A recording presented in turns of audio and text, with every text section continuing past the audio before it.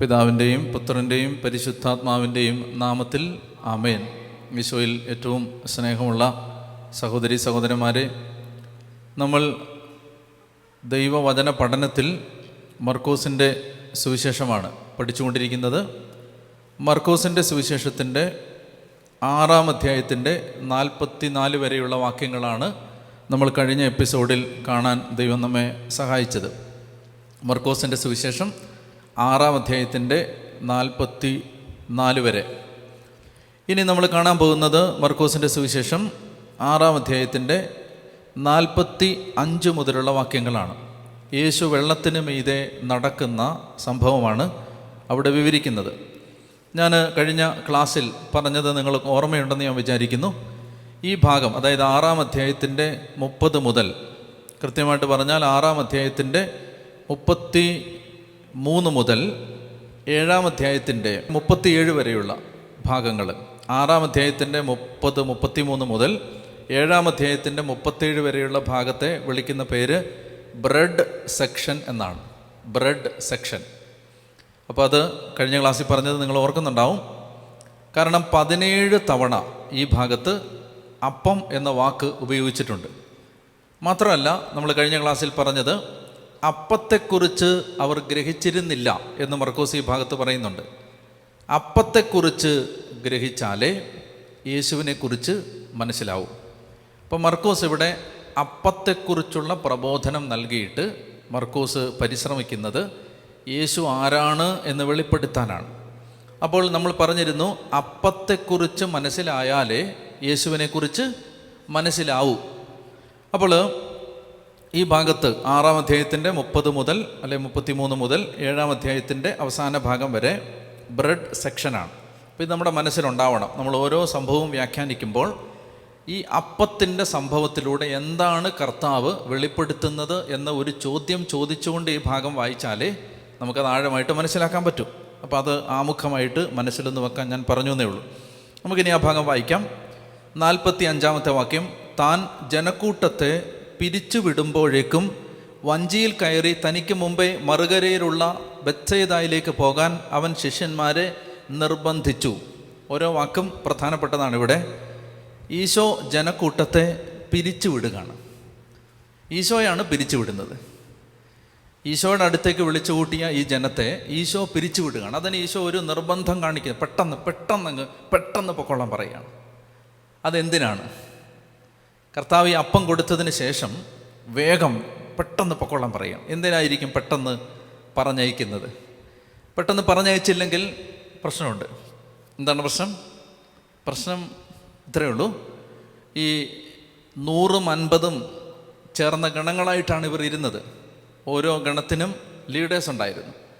അപ്പോൾ ലീഡേഴ്സ് എന്തു ചെയ്യും? തങ്ങൾ ആർക്കാണോ അപ്പം വിളമ്പിക്കൊടുത്തത് അവരെ കാണാൻ ചെല്ലും, പരിചയപ്പെടുക മാത്രമല്ല, അവർ പറയും, ഈ അപ്പം വർദ്ധിച്ചില്ലായിരുന്നെങ്കിൽ നിങ്ങൾ കഷ്ടപ്പെട്ടേനെ.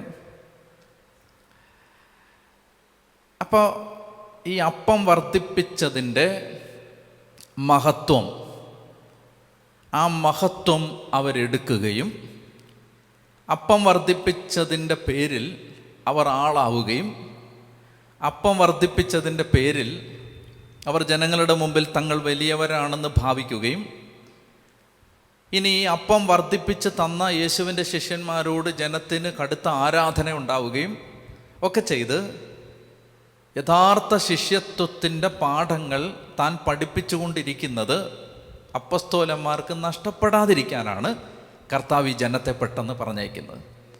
കാരണം ഇത് ഈശോ ഉദ്ദേശിക്കുന്ന ഒരു ഡിസ്കഷനിലേക്ക് മാത്രമേ ഈ അപ്പത്തെക്കുറിച്ചുള്ള ആ സംഭവം പോകാൻ പാടുള്ളൂ എന്ന് യേശുവിന് നിർബന്ധമുണ്ട്. ഈശോ അപ്പം വർദ്ധിപ്പിച്ചത് വേറൊരു കാര്യം വെളിപ്പെടുത്താൻ വേണ്ടിയാണ്.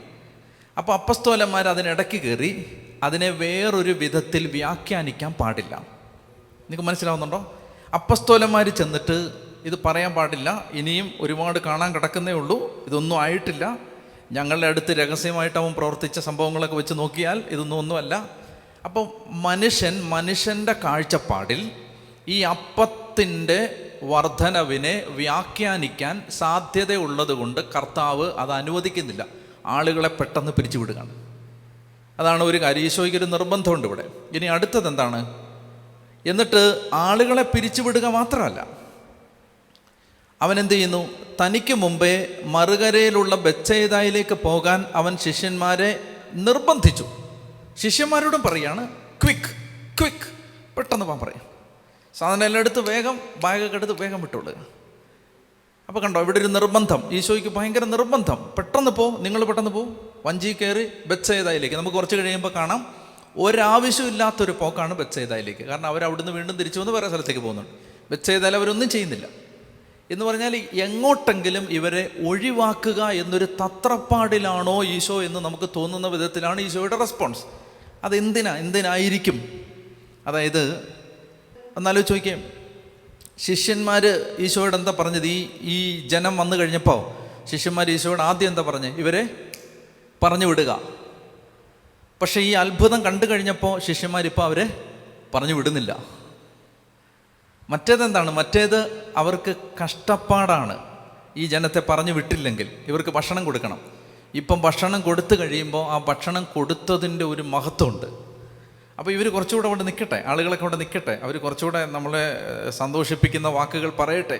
ഇപ്പോൾ അവർ പറഞ്ഞയക്കുന്നില്ല. നിങ്ങൾ ശ്രദ്ധിക്കുന്നുണ്ടോ? നേരത്തെ അവരെന്താ പറഞ്ഞേ? പറഞ്ഞയക്കൂ എന്നാ പറയുന്നത്. അവർക്ക് പറഞ്ഞയക്കാനായിരുന്നു വെപ്രാളം.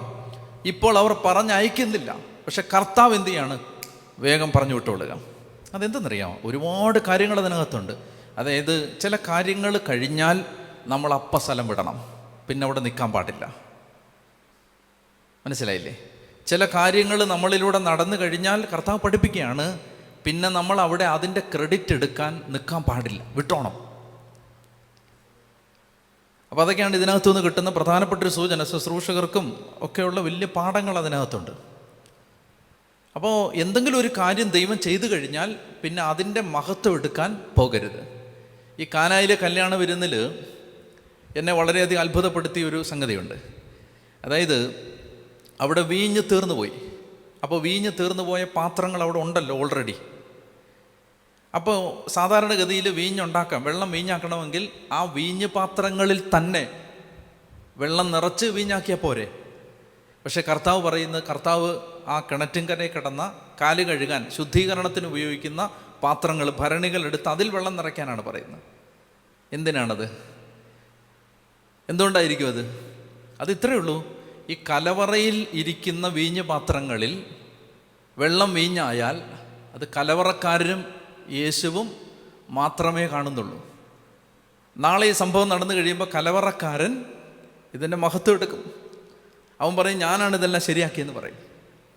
അപ്പോൾ കർത്താവിനെ സംബന്ധിച്ച് മനുഷ്യൻ അങ്ങനെ ദൈവത്തിൻ്റെ മഹത്വം മനുഷ്യൻ എടുക്കുന്നതിനോട് യേശുവിന് താല്പര്യമില്ല. പ്രത്യേകിച്ച് ശിഷ്യന്മാരെടുക്കാൻ കർത്താവ് താല്പര്യപ്പെടുന്നില്ല. എന്നാൽ പിന്നീട് യോഹന്നാൻ്റെ സുവിശേഷം അവസാന ഭാഗത്തേക്ക് എത്തുമ്പോൾ കാണും, കർത്താവ് തന്നെ തൻ്റെ മഹത്വം ശിഷ്യന്മാർക്ക് കൊടുക്കും. അത് വേറെ കാര്യം.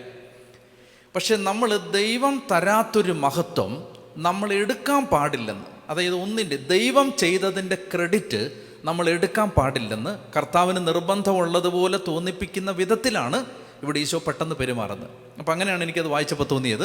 അതായത് പെട്ടെന്ന് പറഞ്ഞു വിടുകയാണ്, അതുപോലെ തന്നെ ശിഷ്യന്മാരെ നിർബന്ധിച്ച് അക്കരയ്ക്ക് അയക്കുകയാണ്. അപ്പോൾ അതാണ് ചില ആളുകളെ പറഞ്ഞു വിടുന്നത് അവർക്കും നല്ലതാണ്, നമുക്കും നല്ലതാണ്. മനസ്സിലായില്ലേ? അപ്പോൾ അതുകൊണ്ട് കർത്താവ് പെട്ടെന്ന് അങ്ങ് പറഞ്ഞു വിടുകയാണ്. ശിഷ്യന്മാരെ നിർബന്ധിച്ച് മറുകര വിട്ടു. എന്തുകൊണ്ടാണ്? Success will generate pride. വിജയം നമുക്ക് അഹന്ത വരുത്തും. അപ്പോൾ അതുകൊണ്ട് ആ അഹന്തയിൽ അവർ എൻ്റർടൈൻഡ് ആവാതിരിക്കാൻ വേണ്ടി കർത്താവ് പെട്ടെന്ന് പറഞ്ഞു വിടുകയാണ്. ഇതൊക്കെ ഈശോ വളരെ സൂക്ഷ്മമായി ശിഷ്യന്മാരെ പരിശീലിപ്പിച്ച വഴികളാണിതെല്ലാം. മനസ്സിലായില്ലേ? അപ്പോൾ എന്തെങ്കിലും ഒരു കാര്യം, ഇപ്പം നമ്മൾ എന്തെങ്കിലും പോയി പ്രാർത്ഥിച്ചു, ഒരു അത്ഭുതം നടന്നു, അല്ലെങ്കിൽ ഒരു രോഗസൗഖ്യം നടന്നു, പിന്നെ നമുക്ക് അവരെ വീണ്ടും കാണാൻ, അവരോട് വീണ്ടും സംസാരിക്കാൻ, നമ്മൾ പ്രാർത്ഥിച്ചാണ് ഈ സൗഖ്യം നടന്നത് എന്ന് അവർ പറയുന്നത് കേൾക്കുമ്പോഴുള്ള സുഖം അനുഭവിക്കാൻ, ഇതെല്ലാം പ്രലോഭനങ്ങളാണ്. ഇനി നമ്മൾ വേറൊരിടത്ത് കണ്ടായിരുന്നു. അതായത് ഈശോ അതിരാവിലെ എഴുന്നേറ്റ് ഒരു സ്ഥലത്ത് പോയി പ്രാർത്ഥിക്കുകയാണ്. പത്രോസും ശിഷ്യന്മാരും വന്നിട്ട് പറയാണ്, കർത്താവേ, ജനങ്ങൾ നിന്നെ അന്വേഷിക്കുന്നു, വരിക. കർത്താവ് പറയാണ്, അങ്ങോട്ടില്ല, എനിക്ക് അടുത്ത ഗ്രാമത്തിലേക്ക് പോകണം. ഒരു സ്ഥലത്ത് ഒരു ദൈവപ്രവൃത്തി നടന്ന് അവിടെ ദൈവത്തിൻ്റെ വിജയം നടന്നാൽ നമ്മൾ അതിൽ നിന്ന് പിന്നീട് ആഹ്ലാദം കണ്ടെത്താതിരിക്കാനുള്ള ഒരു നിർബന്ധം ഈശോയ്ക്കുള്ളതുപോലെ തോന്നുന്നു. നമുക്കെല്ലാം ബാധകമാണതല്ല. എന്തെങ്കിലുമൊക്കെ നന്മ നമ്മുടെ കരങ്ങളിലൂടെ നടന്നാൽ നമ്മൾ അതിൻ്റെ പിന്നാലെ പിന്നീട് അതിൻ്റെ പിന്നാമ്പുറങ്ങളിലേക്ക് പോകേണ്ട ആവശ്യമില്ല എന്നാണ് എനിക്ക് തോന്നുന്നത്. പറഞ്ഞേ ഹല്ലേലൂയാ, ഹല്ലേലൂയാ. പിന്നെ അടുത്ത വാക്യം ഇതാണ്, 46-ാമത്തെ വാക്യം. ആളുകളോട് യാത്ര പറഞ്ഞതിന് ശേഷം അവൻ പ്രാർത്ഥിക്കാൻ മലയിലേക്ക് പോയി. ചെറിയൊരു ഡീറ്റെയിലാണിത്. ആളുകളോട് യാത്ര പറഞ്ഞു. മനുഷ്യരോട് എല്ലാവരോടും പോവാന്ന് പറഞ്ഞിട്ട് പോയി. അതൊരു മര്യാദയാണ് അല്ലേ? അതൊരു മര്യാദയാണ്. പറഞ്ഞില്ലെങ്കിലും കുഴപ്പമില്ല, പക്ഷേ പോവാന്ന് പറഞ്ഞിട്ടാണ് പോയത്. അത് ഈ കർത്താവിൻ്റെ ചില ചെറിയ ഡീറ്റെയിലുകൾ കർത്താവിൻ്റെ സ്വഭാവത്തിൻ്റെ പ്രത്യേകത കാണിക്കുന്നതാണ്. മനുഷ്യരോടൊക്കെ എല്ലാവരോടും പോവാന്ന് ടാറ്റ പറഞ്ഞ് യാത്ര പറഞ്ഞിട്ട് പോയി. അത് ആ ചെറിയ ഡീറ്റെയിൽ വെറുതെ ഇങ്ങനെ എഴുതിയിരിക്കുന്നതല്ല, അതൊക്കെ ചില മര്യാദയുടെ ഭാഗങ്ങളാണ്. എന്നിട്ട് എന്ത് ചെയ്യുന്നു? ആളുകളോട് യാത്ര പറഞ്ഞതിന് ശേഷം അവൻ പ്രാർത്ഥിക്കാൻ മലമുകളിലേക്ക് കയറി. അതെന്തുകൊണ്ടെന്നറിയാം? ഞാൻ ഒരു രഹസ്യം പറഞ്ഞുതരാം. അതായത് വിജയങ്ങൾ യഥാർത്ഥത്തിൽ നമ്മളെ ആഹ്ലാദിപ്പിക്കുകയല്ല, ഭയപ്പെടുത്തുകയാണ് വേണ്ടത്. അത് കർത്താവ് ഈ സക്സസ് നമ്മളെ ശരിക്കും പറഞ്ഞാൽ പേടിപ്പിക്കണം. വിജയങ്ങൾ നമ്മളെ, ഇപ്പം നമ്മൾ ഒരു നല്ല കാര്യം നമ്മളിലൂടെ നടന്നു, നല്ല സക്സസ് ഉണ്ടായി, അതിന് ശേഷം സത്യം പറഞ്ഞാൽ നമ്മൾ യഥാർത്ഥത്തിൽ പേടിക്കേണ്ടതുണ്ട്. കാരണം മനുഷ്യന് ഈ അടി വരുന്നത് മുഴുവൻ വിജയങ്ങൾക്ക് ശേഷമാണ്. വിജയത്തിൻ്റെ കൊടുമുടിയിൽ നിൽക്കുമ്പോഴാണ് അടി പതറി നാം ചിലപ്പോൾ താഴെ പോകുന്നത്. അപ്പം അതുകൊണ്ട് ഞാൻ ഒരു രഹസ്യമാണിത്. ഈ രഹസ്യം ഇതാണ്. എന്താണ്? വിജയങ്ങൾ നമ്മളെ സന്തോഷിപ്പിക്കുകയല്ല, ഭീതിപ്പെടുത്തണം, ഭയപ്പെടുത്തണം. ഇപ്പോൾ വലിയൊരു വിജയം ഉണ്ടായിരിക്കുകയാണ്. എന്ത്? 5 ഉണക്കയപ്പത്തിൽ നിന്ന് 10,000 പേരെ തീറ്റി തൃപ്തിപ്പെടുത്തുന്ന വിഭവസമൃദ്ധമായ വിരുന്നുണ്ടായിരിക്കുകയാണ്. ഒരു സക്സസ്, ഒരു വിക്ടറി. കർത്താവ് ഇത് കഴിയുമ്പോൾ മലമുകളിലേക്ക് പോയി സ്തോത്രം ചെയ്യുകയാണ്. കർത്താവ് ഇത് കഴിയുമ്പോൾ മലമുകളിലേക്ക് പോയി കർത്താവിൻ്റെ അടുത്തിരുന്ന് ദൈവത്തിന് നന്ദി പറയുകയാണ്, പിതാവിൻ്റെ അടുത്തിരുന്ന്. അപ്പോൾ ഇത് ശരിക്കും നമ്മുടെ ജീവിതത്തിൻ്റെയും ഭാഗമാവണം. എന്തെങ്കിലും ഒരു നന്മ നടന്നാൽ അതിനുശേഷം നന്ദി പറയാൻ ഒരവസരം ഉണ്ടാവണം. നന്ദി പറയുന്നതൊരു ശീലമാവണം. നന്ദി പറയാൻ കുടുംബം സമയം കണ്ടെത്തണം. ഇപ്പം 2 മാസം 3 മാസം കർത്താവ് നമ്മളെ പരിപാലിച്ചെങ്കിൽ ഒരു ദിവസം കർത്താവിൻ്റെ സന്നിധിയിൽ നന്ദി പറയാൻ മാറ്റിവെക്കണം. മാത്രമല്ല, ഞാൻ ശ്രദ്ധിച്ചിട്ടുണ്ട്, ഇടവകയിലൊക്കെ ഇരിക്കുന്ന സമയത്ത് മനുഷ്യർ വന്ന് കൃതജ്ഞതാ ബലി അർപ്പിക്കും. എല്ലാവരും ചെയ്യില്ല, ചിലർ ചെയ്യും. അതായത് മകള് ജയിച്ചതിന് അച്ഛാ കർത്താവിന് നന്ദി പറഞ്ഞുകൊണ്ട് ഒരു ബലി അർപ്പിക്കണം. കൊച്ചിന് അഡ്മിഷൻ കിട്ടി, അച്ഛാ കർത്താവിനൊരു ബലി അർപ്പിക്കണം. അങ്ങനെ വന്ന് കൃതജ്ഞത സമർപ്പിച്ച് കുർബാന ചൊല്ലിക്കുന്ന ആളുകളെ ഞാൻ കണ്ടിട്ടുണ്ട്. എല്ലാവരും ഇല്ല, പക്ഷെ ചില കുടുംബങ്ങൾ. അതുപോലെ തന്നെ മകൻ ഗൾഫിൽ പോയി, എനിക്കറിയാം, ഞാനൊരു ചേച്ചി ഓർക്കുന്നുണ്ട്, മകൻ ഗൾഫിൽ പോയി. അപ്പോൾ അത് കഴിയുമ്പോൾ വെള്ളിയാഴ്ച ദൈവത്തിന് നന്ദി പറഞ്ഞ് ഒരു ഉപവാസ പ്രാർത്ഥന വീട്ടിൽ വെക്കുകയാണ്, പള്ളി വന്ന് പ്രാർത്ഥിക്കുകയാണ്. അപ്പം ഇത് ചില മനുഷ്യരുടെ ഈ ബോധങ്ങളുടെ ഉള്ളിൽ ഇതുണ്ട്. എന്താണ്? വിജയങ്ങൾ ദൈവത്തിന് നന്ദി പറയണം. എപ്പോഴും സാത്താൻ നമ്മുടെ ജീവിതത്തിലേക്ക് പ്രവേശിക്കുന്നത് വിജയങ്ങൾക്ക് ശേഷമാണ് പലപ്പോഴും. അപ്പോൾ അതുകൊണ്ട് അത് ശ്രദ്ധിക്കണം. അപ്പോൾ അതുകൊണ്ടാണ് കർത്താവ് നേരെ മലമുകളിലേക്ക്, ഇതെല്ലാം നമുക്കൊരു മാതൃകയാവാൻ എഴുതപ്പെട്ടിരിക്കുന്നുവെന്ന് പൗലോസ്ലീഹ പറയുന്നത് പോലെ ഇതൊക്കെ കർത്താവ് നമുക്ക് മാതൃകയായിട്ട് ചെയ്തതാണ്. അപ്പോൾ അവൻ ആളുകളോട് യാത്ര പറഞ്ഞതിന് ശേഷം പ്രാർത്ഥിക്കാൻ മലയിലേക്ക് പോയി. വൈകുന്നേരമായപ്പോൾ വഞ്ചി നടുക്കടലിലായിരുന്നു. ഇനിയുള്ള ഭാഗങ്ങൾ നിങ്ങൾ വളരെയധികം ശ്രദ്ധിക്കണം. അപ്പത്തെക്കുറിച്ച് അവർ എന്താണ് ഗ്രഹിക്കാതിരുന്നത് അത് മർക്കോസ് പറഞ്ഞു തരാൻ പോവാണ്. വൈകുന്നേരമായപ്പോൾ വഞ്ചി നടുക്കടലിലായിരുന്നു. അവൻ തനിച്ച് കരയിലും അവർ വഞ്ചി തുഴഞ്ഞ് അവശരായി എന്ന് അവൻ മനസ്സിലാക്കി. കാരണം കാറ്റ് പ്രതികൂലമായിരുന്നു. അപ്പോൾ ഈ ഒരു കടലിൻ്റെ പ്രത്യേകത ഞാൻ നേരത്തെ പറഞ്ഞിട്ടുണ്ട്.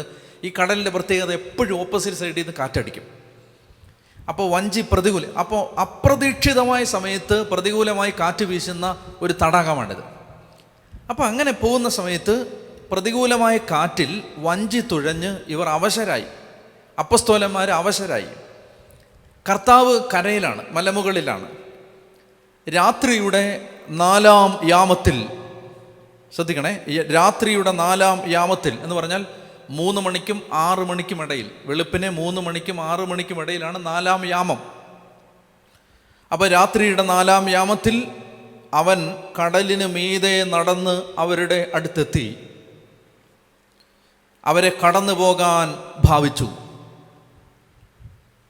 ഈ 4-ാം യാമം 3 മണി മുതൽ 6 മണി വരെ, കേട്ടോ, ഈ സമയത്താണ് കർത്താവ് താൻ ദൈവമാണെന്ന് വെളിപ്പെടുത്തുന്നത്. ഈ സമയത്താണ്. അതുകൊണ്ട് ഈ സമയത്ത് വെളിപ്പെടുത്തൽ കിട്ടുന്ന സമയമാണത്. അതുകൊണ്ടാണ് ബൈബിളിൽ ആവർത്തിച്ചുണ്ട്, പ്രഭാതത്തിൽ ഉണർന്ന് അങ്ങയെ തേടുന്നവർ അങ്ങയെ കണ്ടെത്തും. പ്രഭാതത്തിൽ എഴുന്നേറ്റ് പ്രാർത്ഥിക്കുന്നതിനെക്കുറിച്ചുള്ള എല്ലാ ബൈബിൾ വാക്യങ്ങളുടെയും ആധാരം അത് വെളിപ്പെടുത്തൽ, റെവലേഷൻസ് വരുന്ന സമയമാണ്, വെളിപാടുകൾ വരുന്ന സമയമാണ്. കാരണം ഇവിടെ ഒരു വെളിപ്പെടുത്തൽ കൊടുക്കാൻ പോവാണ്, ഇവിടെ ദൈവമാണെന്ന് വെളിപ്പെടുത്താൻ പോവാണ്. അപ്പോൾ ആ സമയം, പ്രഭാതത്തിലുള്ള സമയം പ്രധാനപ്പെട്ടതാണ്. അതാണ് ഒരു കാര്യം എനിക്ക് അവിടെ പങ്കുവെക്കാനുള്ളത്. എന്നിട്ട് ഇനി ശ്രദ്ധിച്ചോ, സൂക്ഷ്മമായിട്ട് ശ്രദ്ധിച്ചോ. രാത്രിയുടെ 4-ാം യാമത്തിൽ അവൻ കടലിന് മീതെ നടന്ന് അവരുടെ അടുത്തെത്തി. കടലിന് മീതെ നടന്നു, കടലിന് മീതെ നടന്നു. നമുക്ക് ചില വാക്യങ്ങൾ പെട്ടെന്ന് വായിക്കാം. യെശയ്യാ 43:15-16 പ്രധാനപ്പെട്ട വാക്യങ്ങളാണ്, അതുകൊണ്ടാണ് ഞാൻ വായിക്കുന്നത്. ഈ ഭാഗം വളരെ പ്രധാനപ്പെട്ടതാണ്. യെശയ്യാ 43:15-16. ഇസ്രായേലിൻ്റെ, ഓരോ വാക്കും നിങ്ങൾ ശ്രദ്ധിച്ചോണം. ഇസ്രായേലിൻ്റെ സ്രഷ്ടാവും നിങ്ങളുടെ രാജാവും പരിശുദ്ധനുമായ കർത്താവാണ് ഞാൻ. ദൈവം പറയുകയാണ്. ദൈവം തന്നെ ഇസ്രായേലിനെ വെളിപ്പെടുത്തുകയാണ്. എങ്ങനെ വെളിപ്പെടുത്തുന്നത്? ഇസ്രായേലിൻ്റെ സ്രഷ്ടാവും നിങ്ങളുടെ രാജാവും പരിശുദ്ധനുമായ കർത്താവാണ് ഞാൻ. സമുദ്രത്തിൽ വഴിവെട്ടുന്നവൻ, കടലിൽ വഴിവെട്ടുന്നവൻ, പെരുവെള്ളത്തിൽ പാതയൊരുക്കുന്നവൻ, രഥം, കുതിര, സൈന്യം, പടയാളികൾ എന്നിവ കൊണ്ടുവരുന്നവനുമായ കർത്താവ് അരുളി ചെയ്യുന്നു. ഇവിടെ എന്താണ്? ആരാണ് കടലിന് മീതെ നടക്കുന്നത്? ദൈവമാണത്. ദൈവം. ശ്രദ്ധിച്ചോണം, ഈ പഴയ നിയമ പശ്ചാത്തലത്തിൽ എന്തിന് കടലിന് മീതെ നടന്നു എന്നതിൻ്റെ അർത്ഥം കിട്ടൂ. ദൈവമാണ്. ദൈവം പറയുകയാണ്, ഈ പ്രപഞ്ചത്തെ സൃഷ്ടിച്ച ദൈവമായ ഞാൻ. എന്താണ് എൻ്റെ ഐഡൻറ്റിറ്റി? ഇസ്രായേലിൻ്റെ സ്രഷ്ടാവ്, നിങ്ങളുടെ രാജാവും പരിശുദ്ധനുമായ ദൈവമാണ് ഞാൻ. ഞാൻ കടലിൽ വഴിവെട്ടുന്നവൻ, സമുദ്രത്തിൽ വഴിവെട്ടുന്നവൻ, പെരുവെള്ളത്തിൽ പാതയൊരുക്കുന്നവൻ. ശരിക്കും പറഞ്ഞാൽ പുറപ്പാട്, രാജാക്കന്മാരുടെ പുസ്തകം, നമുക്ക് റെഫറൻസിലേക്ക് വരാം. അതിനു മുമ്പ് ഒരു വാക്യം കൂടെ എടുക്കാം. ജോബിൻ്റെ പുസ്തകത്തിൽ മറ്റൊരു വാക്യമുണ്ട്. ജോബിൻ്റെ പുസ്തകം 9-ാം അധ്യായം, ജോബിൻ്റെ പുസ്തകം 9-ാം അധ്യായം 8-ാമത്തെ വാക്യം. ജോബ് 9:8. അവിടുന്ന് മാത്രമാണ് ആകാശത്തെ വിരിച്ചത്, അവിടുന്ന് സമുദ്രത്തിലെ തിരമാലകളെ ചവിട്ടിമെതിക്കുന്നു. ദൈവത്തെക്കുറിച്ച് ജോബ് പറയുകയാണ്, സമുദ്രത്തിലെ തിരമാലകളെ ചവിട്ടിമെതിച്ചുകൊണ്ട് കടന്നു പോകുന്നത് ദൈവമേ നീ മാത്രമാണ്. മനസ്സിലായോ? കടലിന്. അപ്പോൾ ഒത്തിരി ഉദാഹരണമുണ്ട്, ഞാൻ 2 റെഫറൻസ് മാത്രമേ എടുത്തുള്ളൂ. അതായത് പഴയ നിയമത്തിൻ്റെ ചിന്താഗതി അനുസരിച്ച് സമുദ്രത്തിലെ തിരമാലകൾക്ക് മീതെ ചവിട്ടി നടക്കുന്നവൻ ദൈവം മാത്രമാണ്. ദൈവം മാത്രമാണ്. അപ്പോൾ രാത്രിയുടെ 4-ാം യാമത്തിൽ ഈശോ കടലിന് മീതെ നടന്ന് അവരുടെ അടുത്തെത്തി. ഇനി ഈ ഭാഗം നമ്മൾ മനസ്സിലാക്കേണ്ടത്, ഇത് ശരിക്കും പറഞ്ഞ കർത്താവ് പ്ലാൻ ചെയ്ത ഒരു ഡ്രാമ പോലെ തോന്നും. ഇത് അബദ്ധത്തിൽ ശിഷ്യന്മാരിങ്ങനെ ഓർക്കാപ്പുറത്ത് വഞ്ചി എടുത്ത് പോയി, കാറ്റടിച്ചു, കർത്താവ്യോ അവർ പാവങ്ങൾ, അവരെ രക്ഷിക്കാം, അങ്ങനല്ലിത്. ഇത് മുഴുവൻ, ഈ സ്ക്രിപ്റ്റ് മുഴുവൻ ഈശോ തയ്യാറാക്കിയതാണ്.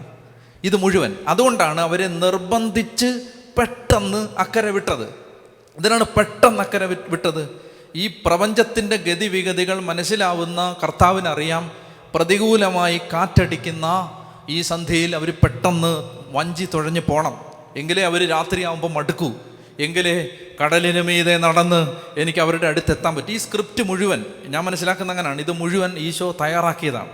എന്നിട്ട് ബത്സയിദയിലേക്ക് ശരിക്കും പറഞ്ഞാൽ പോകേണ്ട ഒരാവശ്യമില്ല, വെറുതെ വിട്ടതാണ്. അതായത് അവിടെ വരെ പോകുന്നു, തിരിച്ചു വരുന്നു, ഇത്രയേ ഉള്ളൂ. അപ്പോൾ ഈ സംഭവം നടക്കാൻ വേണ്ടി മാത്രം, ഇത് കാണിക്കാൻ വേണ്ടി മാത്രം ഈശോ ഡിവൈസ് ചെയ്ത ഒരു പദ്ധതി പോലെ നമുക്ക് തോന്നും. അപ്പോൾ ഒന്നാമത്തെ കാര്യം അതാണ്, അവൻ കടലിന് മീതെ നടന്നു. രണ്ടാമത്തേത് അടുത്ത് ശ്രദ്ധിക്കാം, 48 വാക്യം, അവർ വഞ്ചി തുഴഞ്ഞ്, മർക്കോസ് 6:48, അവർ വഞ്ചി തുഴഞ്ഞ് അവശരായി എന്ന് അവൻ മനസ്സിലാക്കി രാത്രിയുടെ 4-ാം യാമത്തിൽ അവൻ കടലിന് മീതെ നടന്ന് അവരുടെ അടുത്തെത്തി. കടലിന് മീതെ നടന്ന് അവരുടെ അടുത്തെത്തി. എനിക്കിത് വിശദീകരിക്കാൻ അല്പം കൂടി സമയം വേണം. അപ്പോൾ അതുകൊണ്ട് എനിക്ക് തോന്നുന്നു നമുക്ക് അടുത്ത ഒരു സെഷനിൽ ഇത് തുടരാം. കടലിന് മീതെ നടന്ന്, കാരണം ഒരു പെട്ടെന്ന് തീരില്ലിത്, നമുക്ക് അടുത്ത ക്ലാസ്സിൽ ഇതിൻ്റെ ബാക്കി തുടരാം.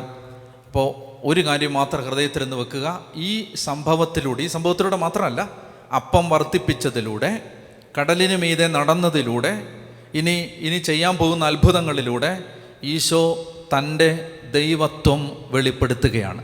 ഈശോ പറയുകയാണ്, നിങ്ങൾ കാണുന്നത് പോലെ യഹൂദ മതത്തിൽ പിറന്ന വിപ്ലവകാരിയോ വിമോചകനോ പ്രവാചകനോ ആയ ഒരു ചെറുപ്പക്കാരനല്ല, ഞാൻ സാക്ഷാൽ ഇസ്രായേലിൻ്റെ ദൈവമാണ്.